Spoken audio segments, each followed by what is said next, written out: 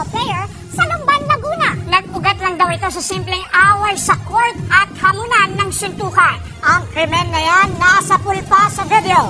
Nasa front na ng balitang yan si Hannibal Talete.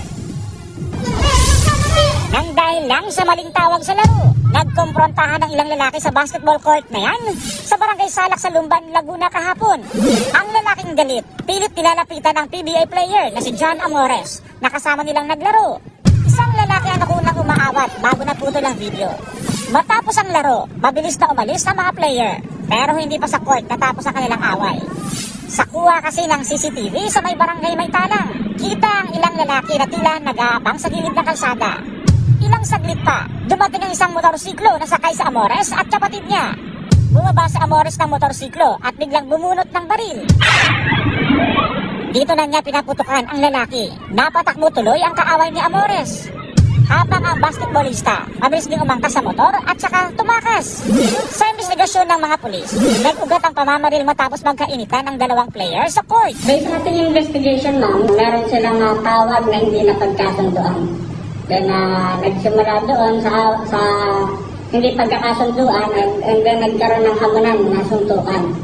Hanggang umabot sila sa barangay may talang at doon sila nagpang-abot. Naghamunan uli ng another na suntukan. Then si John Amores ay may dala ng baril at pinaputukan na yung ating victim. And fortunately, wala pong tinamaan. Dahil sa insidente, agad nagsagawa ng follow-up operation ang Lumban PNP. Di nagtagal, nakipag-ugnayan din sa pulis ang pamilya ni Amores para po siya na itong sumuko. Meron pong kumontak or tumawag sa ating hotline para po magsabi na susuko na nga daw po itong ating dalawang suspect sa ating shooting incident.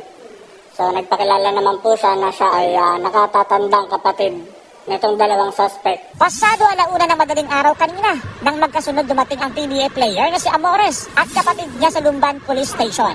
Pero hindi na na-recover ang baril na ginamit sa pamamaril.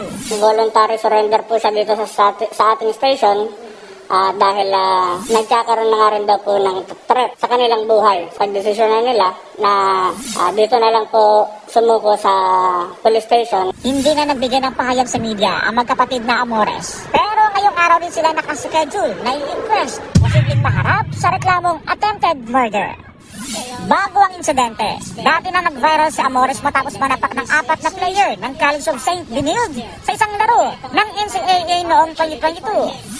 Sinampahan siya ng reklamo sa San Juan pero na-draft pa rin siya ng Northport, Batang Pier sa PBA noong 2023, PBA Rookie Draft.